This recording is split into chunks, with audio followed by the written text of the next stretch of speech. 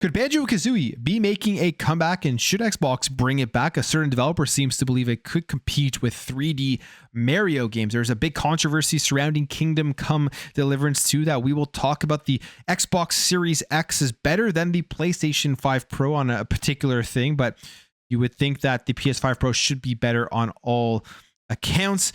The Sony studios that had their games canceled, there is some conflicting reports going around, but they potentially may have not actually found out about the cancellations until everybody else found out about it. We'll go through that because there is a confliction between Jeff Grubb and Jason Schreier. So we have all that stuff to talk about, plus many more things. But before we do, please consider hitting the subscribe button. I said this in my yesterday's video, and it seemed like it actually works. So I'm going to double down on this because I got a lot of subscribers on yesterday's video with generally the same amount of views on it. But if you are watching and you have been watching, you enjoy the content, it's daily gaming news content where I try to keep you updated on pretty much everything happening in the gaming industry. Just hit the subscribe button, help the channel grow. Really, it means a lot to the growth of the channel. So I really appreciate that. But with that out of the way, let's jump right into the news. And let's talk about Banjo-Kazooie. I mean, Banjo-Kazooie is a game that a lot of people have been clamoring for. I am a fan of the series. It just seems like it's one of those titles on IPs that Xbox just haven't selected a studio, or a studio hasn't come out yet and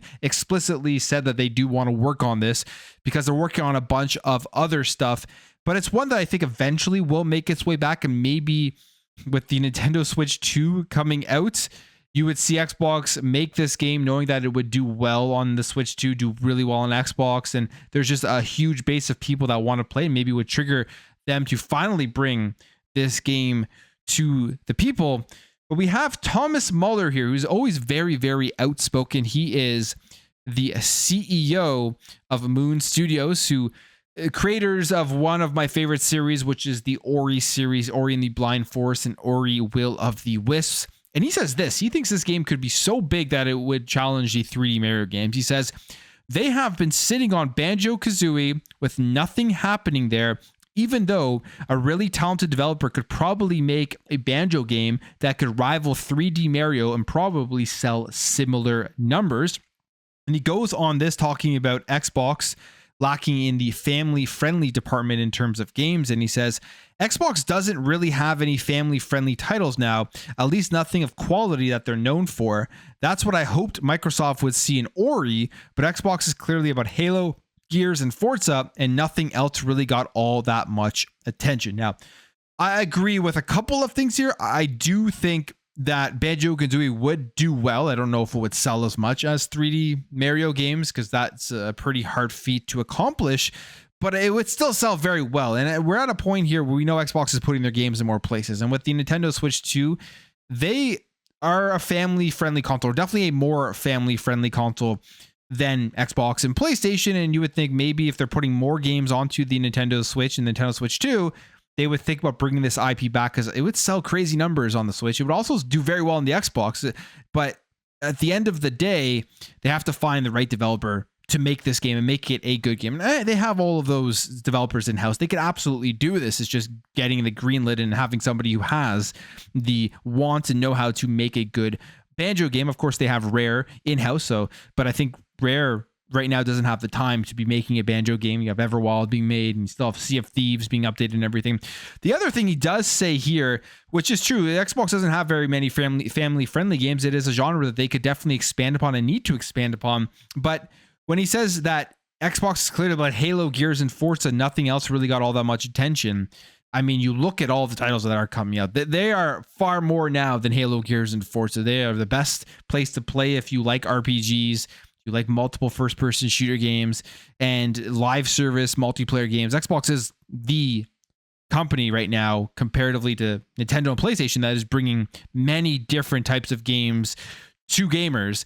They just need to continue with bringing these family-friendly games, or these 3D platformers. They don't necessarily need to be family-friendly, but 3D platformers. You look at Psychonauts 2, that was a phenomenal game, and I'd love to see more stuff like that come out from Xbox. Now, let's jump over and talk about the PlayStation 5 Pro versus the Xbox Series X. There was always this discussion before the PS5 Pro dropped about just how much more powerful was it. Obviously, it's going to be a better console. It's going to be more powerful. It's going to have better technology in it, like PSSR.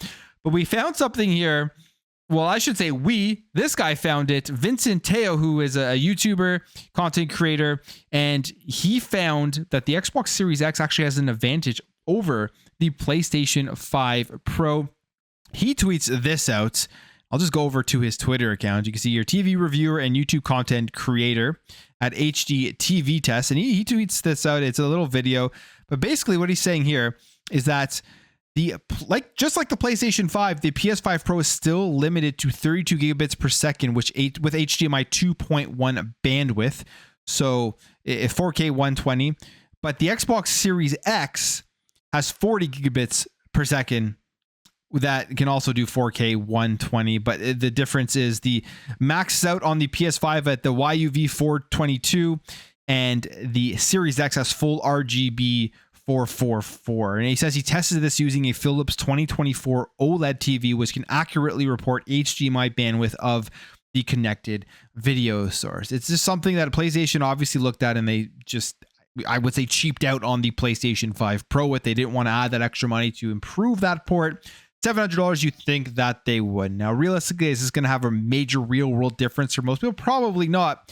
But it's an interesting thing here where from the beginning of this generation, there are little things on the Xbox Series X that have been done better than the PlayStation 5.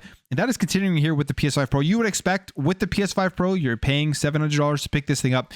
It would be better in every aspect versus the Xbox Series X, even with something like the HDMI bandwidth. All right, Hollow Knight Silksong. Will this be a surprise game at the Developer Direct this week, where we finally get an announcement for it? We finally get the release date. Probably not, but the game is still in development. For all of those people out there who think that there's something crazy going on here and that may never come out, there is a nice update here. Small, but it is an update, better than nothing. This is from Team Cherry. They provided a rare status update on Hollow Knight Silksong.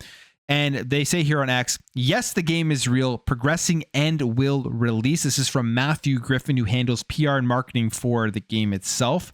And this was in a response to a plea for information about the highly anticipated sequel. This game was announced February 2019.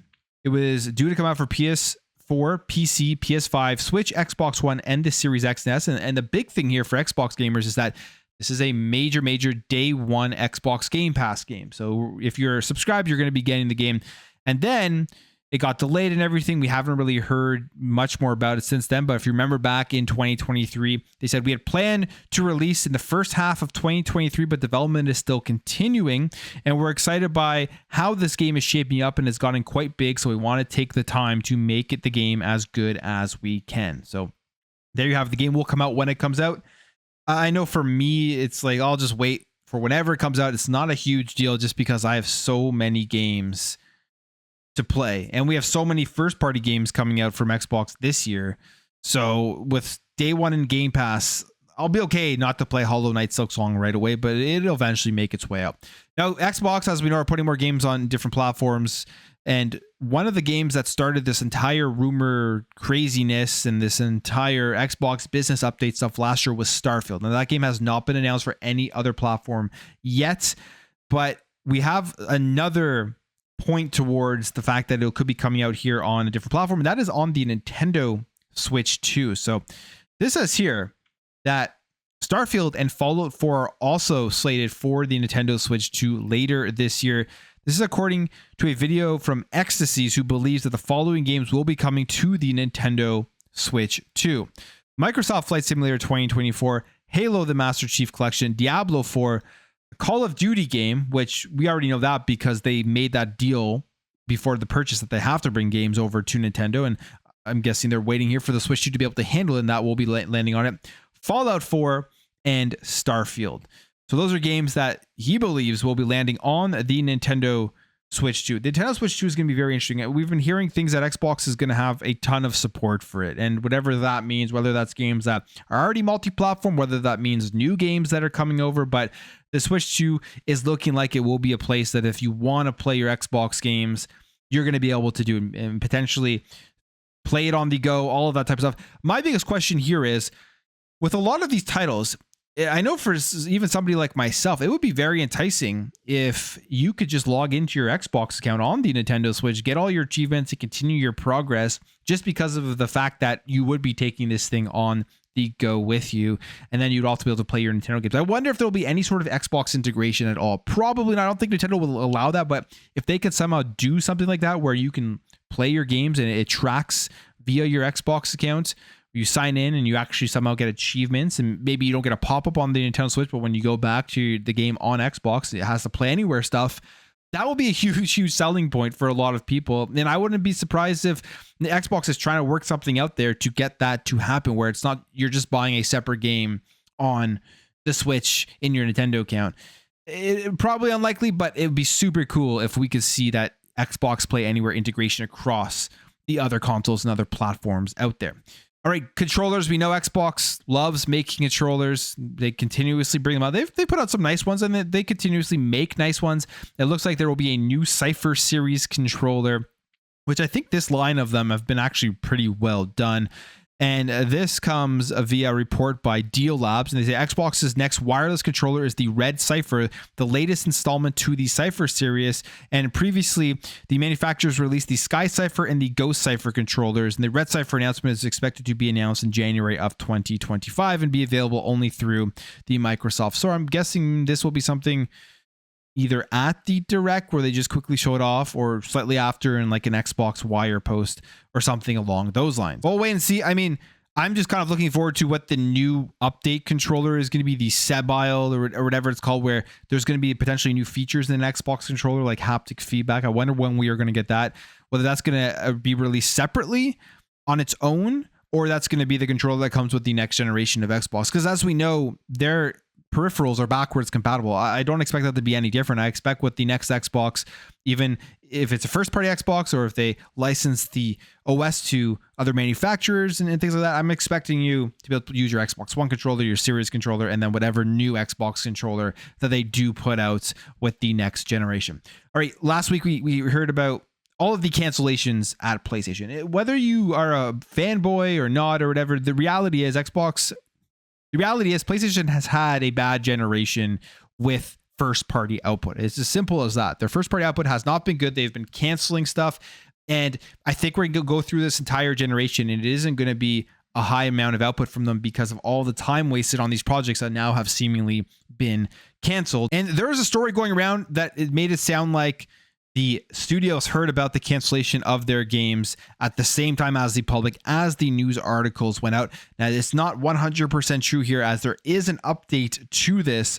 We have this article here from Video Game Chronicle saying Bluepoint and Bend staff learned their live service PS5 games were canceled at the same time as everyone else, which would have been pretty terrible way to treat employees who've been spending a lot of time creating these games. So there is an update here that we don't know how far in advance that they were told, but there is an update here from Jason Schreier. He says is now questioning the below story, stating on Blue Sky that the count is not true and that people across the organization were informed before my article went out last week. And so what created all this initially was from Jeff Grubb in his latest Game Mess morning video.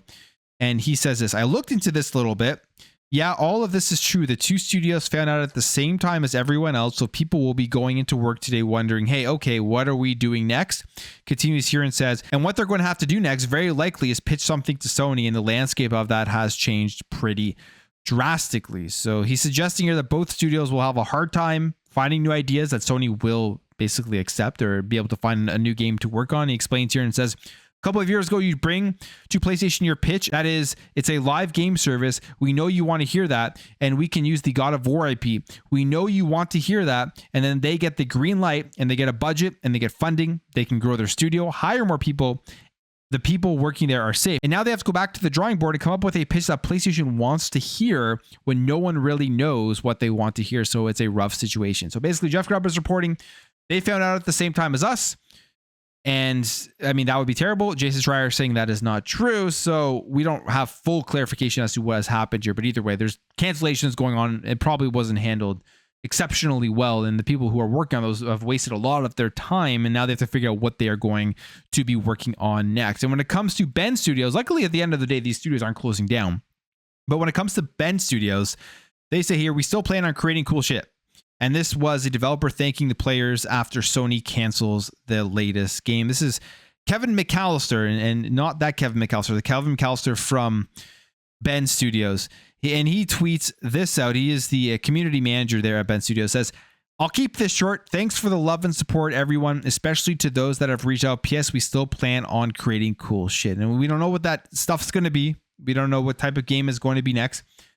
It's not going to be a multiplayer game. You can assume they're going to go back to the drawing board and probably pitch some sort of single player experience. But you have to question here, what is PlayStation going to allow them to do? Because right now, this gen, the history is PlayStation has forced studios to continue to make remasters and remakes. And I have a bad feeling that for a while now, that is going to be the majority of stuff that we do see while they recoup a lot of the money that they have lost, not only on the development of these games that just got canceled, but obviously a game like Concord that was released and then canceled after about a week. So they're going to be very safe and conservative, I believe, with the next games that do come out, because the risk right now, I just don't think they can take that with everything that is going on in the industry. All right, let's talk Resident Evil, because there's a new game that should be being announced soon and coming out, which is going to be Resident Evil 9. It's I've enjoyed very much 8 and 7, and I am a fan of the Resident Evil series.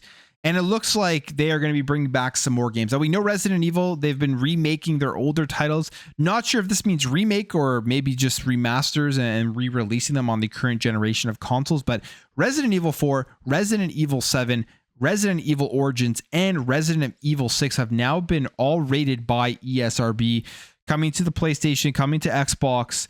And you have to wonder if there's going to be a major announcement here from Capcom. You can see here are the ESRB ratings. My question is, will potentially something be announced? Will this be the legendary Japanese franchise that is at the developer direct this week? That was kind of one of my thoughts, that it could be that they announce Resident Evil 9 or something at the developer direct, but maybe they come out here and announce some RE collections that you're going to be able to pick up with some new features and some remasters to them from these games from the previous generation. So that would be interesting to see. I mean, they've already remade Resident Evil 4 and that got re-rated here by ESRB. So I'm just wondering exactly what is happening here. All right, to end things off, let's talk about the Kingdom Come Deliverance 2 controversy that is going around. I find the entire thing just absolutely silly, to be completely honest, but it is not a surprise, as we are in an era here that basically every game that gets announced and is about to come out, it ends up in some sort of culture wars. And I think it's just because it pushes forward a narrative where people are pushing these things. They make money off it. Essentially, they make money, they get views, they get clicks, all this type of stuff. And it's ridiculous when it happens with every single game. I can understand that if there are seriously bad things happening, to call it out, but when it's happening with every single game that is announced, you have to start questioning whether half of this stuff is real. And it does seem like a lot of it is made up push narratives here. Kingdom Come Deliverance 2 has been brought into the culture wars from the side that's anti-woke, anti-DI, all of that type of stuff, particularly because of they thought that there was a unskippable gay scene in the game itself, and the game was being banned by Saudi Arabia because of this scene. Now, that was a mistake. That was not true. It's all been clarified now, but then there is even more that is happening after the fact that is keeping this game in the spotlight. You have to ask, how does this affect the game itself? And it looks like it doesn't really do much. And this has always been my question when it comes to these types of controversies. Is the outrage online actually indicative to whether a game succeeds or fails? I've been on the side for a while that it doesn't really have a huge effect like some people make it out to be. They're in this war in their minds, but it doesn't really affect the sales of the game. I think Kingdom Come 2 Deliverance will be a very, very good litmus test for that, just because of the fact of where it started, where it is in terms of, I guess, if you want to map out where it would land on the culture wars scale. And we'll see how it does in sales. But if you haven't been following, what has been going on here is that, as I said, there was apparently news going around that there was an unskippable gay scene in the game. And this led to the game being banned in Saudi Arabia. Now, Daniel Vavra, who is a Czech video game writer, he's worked on very popular games. It's like Kingdom Come Deliverance and the Mafia series. And he has come out and he's explained that this is just simply not true. He clarifies this and says no unskippable scenes. And he says that Kingdom Come Deliverance 2 that haven't been banned in any country to their knowledge, and added that he doesn't like forced diversity, and neither are they forced to do anything nor anyone to do specific things. And he also spoke about the fact that gay characters were already a part of the original Kingdom Come Deliverance, and it's not new for Kingdom Come Deliverance 2. Now, here's my take. I mean, I've said this multiple times on my channel. I'm definitely against anything being forced on a writer, forced on a developer, forced on a game company to put into the game, which takes away from the original vision and outlook that the developers and writers and designers all had for the game. I think that definitely takes away from the art itself.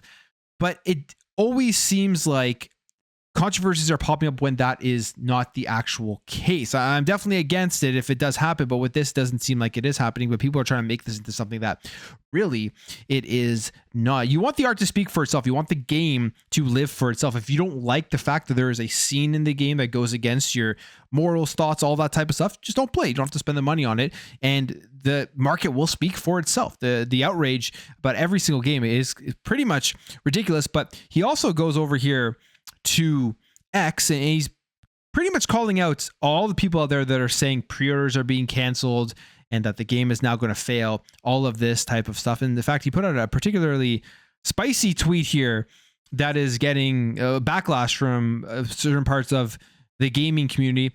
He puts out another grifter. No, our pre-orders haven't dropped because of backlash. The sold/return copies ratio is the same as it was. What happened is that the preview hype was naturally waned and 9 massively discounted games entered the chart. Monster Hunter is down as well. Calls out the YouTuber who is making a video about the game. And then he also goes on here and addresses the controversy. And he also goes on here to show the store data for the game itself, showing that the followers have stayed the same. It's pretty much the exact same in the wish list, and it is in the top sellers. And there's the tweet that I previously didn't have up on the screen that he is calling out that YouTube channel and that YouTube video. Now, here's the thing. As I said, this is going to be a major test. This is where we will learn, because Kingdom Come Deliverance was a game that was highly supported by the anti-woke people. And now they are against this game. And they're claiming that because they are against it, the game is going to fail. So we will see when this game does release if this online outrage actually truly does have as big of an effect as some people try to make you believe that it will. But on the video there, guys, if you did enjoy this video, make sure to hit that thumbs up. If you are new here, hit that subscribe, and I will catch you guys in the next video.